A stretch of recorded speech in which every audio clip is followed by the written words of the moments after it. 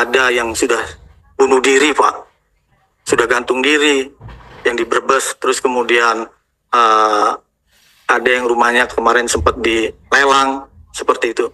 Kalau kita berhutang dengan negara, berhutang dengan bank-bank negara, itu kita akan dikejar sampai manapun. Bahkan debt collector itu sering ke rumah. Tapi kalau negara berhutang dengan kita, luar biasa santainya. Termasuk Presiden kita Pak Jokowi itu juga tidak punya hati. Kita sudah bersurat, bahkan kita sudah berupaya untuk kemana-mana, tapi tidak ada hati, Pak. Pak Erick Thohir juga selalu menggembor-gemborkan bahwa kita beruntung, BUMN beruntung, negara beruntung. Beruntungnya di mana? Bismillahirrahmanirrahim. Assalamualaikum warahmatullahi wabarakatuh. Terima kasih, Bapak dan Ibu, kami diberikan kesempatan untuk yang kedua kalinya. Mungkin saya cuma hanya sekedar memaparkan bahwa kepailitan ini adalah by design dan ini adalah tindakan kejahatan. Kalau saya bisa mengutip dari Prof. Mahfud, itu adalah korupsi gaya baru. Ternyata kalau saya teliti dan saya telah, memang betul di sini ada korupsinya. Seperti itu. Dan penegak hukum tidak berjalan sama sekali. Saya sudah berapa tahun, saya sudah mempelajari, bahkan saya sudah ke mana-mana, ternyata hasilnya nol. Maka saya berharap kepada Bapak di DPR RI mewakili kami sebagai rakyat yang dizolimi sampai sudah 10 tahun. Kami ini adalah, kalau bisa dikatakan, pahlawan pembangunan, tetapi kami tidak ada harganya. Ini betul-betul sangat keji. Baik, saya berdasarkan bukti dan fakta yang ada yang saya bawa sekarang ini, Pak. Jadi saya sudah pernah memperkarakan, itu namanya kurator. Kurator itu nggak ada gunanya sebetulnya. Kalau menurut saya, sampai saat ini, detik ini, kami tidak pernah mendapat laporan. Makanya kami meminta untuk dibentuk panja atau diperiksa. Dan hakim pengawas juga kami laporkan ke KY, Komisi Yudisial. Dan kami ke Bawas, ke Mahkamah Agung. Itu pun tidak berjalan. Saya sungguh-sungguh betul-betul sudah kecewa dengan negara ini. Dengan aparat penegak hukumnya tidak berjalan. Seperti itu. Saya sudah melaporkan. Ini saya ada buktinya semua. Ini hasil-hasil saya melaporkan ke Bawas, terus sampai ke Ombudsman. Termasuk malah administrasi ini loh. Ini nggak ada jalannya, nggak berfungsi. Kalau mau dipangkas Pak Prabowo, ya ini dipangkas. Nggak ada gunanya. Kerja manusia banyak seperti itu, tapi tidak berjalan, Pak. Itu saya sangat kecewa. Terus terang, Pak. Nah, ini saya bicara terkait dengan Istaka Karya. Istaka Karya ini by design. Sebetulnya Istaka Karya itu ketika dipilotkan itu, dia masih ada 4 pekerjaan yang masih berjalan. 4 pekerjaan yang masih berjalan. Nilainya cukup besar. Saya bacakan yang satu, pembangunan fasilitas pendidikan dan kesehatan di Sulteng. Itu nilainya 78 miliar. Kurang lebih ini, Pak. Sekian ya. Kedua, proyek pembangunan halte Luminor, hotel. Ini nilainya 19 miliar. Ini, Pak. Terus kemudian nomor 3, ini proyek pembangunan kantor pemerintah terpadu Kap Brebes. Itu 111 miliar kurang lebih. Terus kemudian proyek pembangunan jalan Kembar Kali Kadia. Itu nilainya 204 miliar. Sekian. Jadi artinya, Pak, sebetulnya Istaka Karya itu masih bisa berjalan. Karena dia masih mampu untuk mengerjakan proyek-proyek yang nilainya cukup besar. Tetapi kenapa ada statement bahwa itu harus disuntik mati? Nah, itu harus ada tanda tanya juga. Kenapa kok harus disuntik mati, bahasa dari Pak Erick Thohir selaku Kementerian BUMN? Ya, teman-teman, ini dari Kompas, teman-teman. Ya, judul dari video ini full, korban Istaka Karya ngadu ke DPR. Sebut Jokowi tak punya hati. Ya, sangat menarik apa yang disampaikan oleh Bapak ini tadi, teman-teman, di mana katanya bahwa ketika rakyat punya utang kepada negara, maka ya masyarakat itu ya penagih-penagih itu seperti kolektor ya datang ke rumah dan seakan-akan memaksa. Nah, sedangkan kalau negara punya sesuatu hal kepada masyarakat, maka ya santai-santai saja. Itu kata Bapak itu tadi, teman-teman. Oke, kita lihat beberapa komentar netizen, teman-teman, tentang yang disampaikan di dalam video ini dari Kompas ini, teman-teman. Ya, tentu ini satu hal menjadi perhatian pemerintah bahwa harusnya hal-hal seperti ini harus segera dituntaskan. Ya, jangan dibiarkan ya keluhan-keluhan masyarakat seperti ini. Oke, miris sekali melihat kondisi sekarang seperti ini. Pejabatnya kaya raya, premannya juga kaya raya. Oke. Kemudian semangat berjuang demi keadilan. Ya, gelap gulita, banyak tanah mana, minyak tanah mana. Oke, gelap gulita sudah mulai muak dengan pejabat negara. Nah, apakah ini disebabkan mafia birokrasi merampok di balik seragam pemerintah?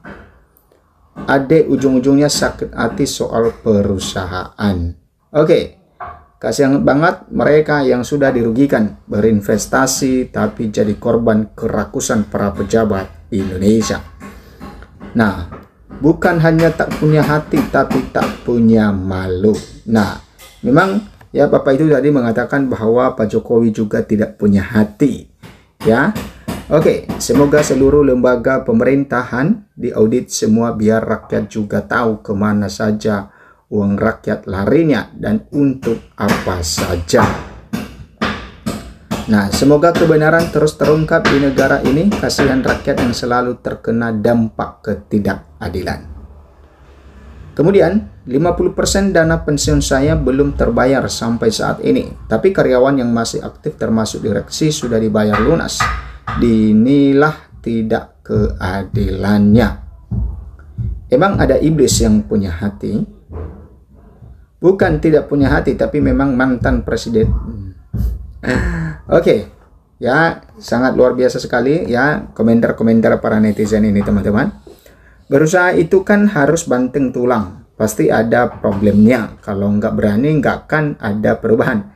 Bisa nggak kalau kita hanya diam dan tidur-tiduran bisa kayak punya segalanya? Nggak tuh, meski kerja keras baru bisa menghasilkan. Kemudian yang tak punya hati bukan hanya Jokowinya saja, tapi semua orang yang selama ini telah mendukungnya secara membabi buta. Oke, negara tidak untung, tapi yang untung hanyalah para koruptor di negara ini.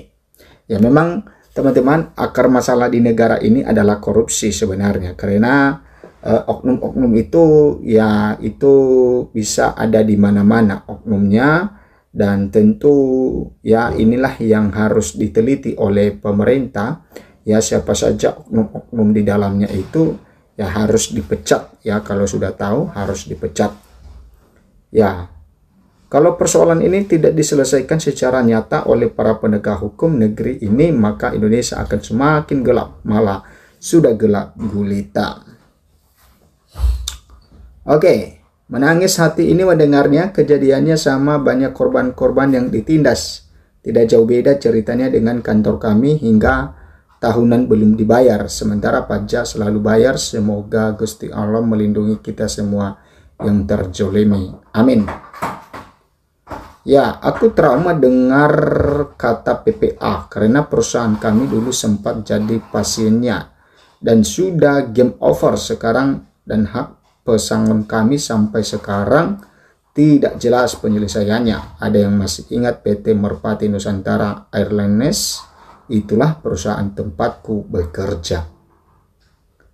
Kemudian semakin gulita sekarang dan antara perusahaan untuk banjakan. Nah, teman-teman, ya memang ya sudah diluncurkan atau diresmikan oleh Prabowo Subianto selaku presiden mengenai Danantara yang tujuannya mengelola kekayaan Indonesia, dan apalagi dia juga mengelola hasil efisiensi ya dari berbagai lembaga pemerintah ya, dan kabarnya ada sekitar 300 triliun yang dikelola dari hasil efisiensi tersebut. Ya Allah, miris dengarnya kalau bapaknya sudah bilang, saya kecewa dengan negara ini. Kalau ini benar adanya, semoga diperiksa semua yang bersalah. Benar enggak kalau akhirnya ada demo Indonesia gelap?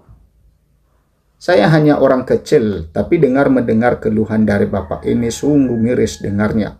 Wahai para bapak ibu anggota dewan yang terhormat, berpihaklah, dengar, dan tidak lanjuti keluhan anak bangsa. Ingat pertanggungjawaban kerja bapak ibu nanti di akhirat sangat berat. Ya memang teman-teman ya, selaku para DPR ini sebagai wakil rakyat harus tegas kepada pemerintah kalau misalnya ada kebijakan-kebijakan pemerintah yang tidak pro dengan rakyat. Makanya ya DPR itu dipilih rakyat supaya menjadi perpanjangan tangan, ya, bukan malah diam di dalam hal itu. Ya, harusnya DPR ini memperjuangkan hak-hak dari masyarakat dan juga memperjuangkan keadilan bagi masyarakat, ya. Sehingga kalau ada misalnya sesuatu hal yang tidak sesuai dengan kebijakan pemerintah yang tidak pro dengan rakyat, maka yang menjadi garda terdepan itu seharusnya DPR. Oke, korban investasi bodong oleh WBN. Ayu, Agung Salim, Christian Salim, Bakti Salim, Eli Salim sampai sekarang belum dibalikin ke para nasabah. Tolong dibantu dong pemerintah. Pecat semua anggota KPK. Sudah ada info dari masyarakat tapi tidak dilanjuti. Kemudian DPR mana berani memanggil penguasa karena mereka itu bagiannya. Benar, orang-orang jahat ada pada jabatannya yang tinggi di pemerintah. Ya Allah, tolonglah rakyat Indonesia. Nangis dengarnya, semoga sang penguasa tergerak hatinya supaya dapat membantu para korban mendapatkan keadilan. Semangat Pak. Oke, kalau investor rakyat, kalau dikorupsi pasti ketahuan. Tapi kalau investor Cina, mereka kong kaling kong korupsi. Tuhan akan membuka sejujur-jujurnya. Negara beruntung, rakyatnya menjerit. Indonesia kosong, bukan gelap lagi nih. Semua kejeliman 10 tahun terhadap mereka dibalas oleh SWT secepatnya. Hukum di negara ini tidak berjalan, tapi hukum di akhirat tidak akan bisa dihindari. Tunggu saja wahai para pejabat.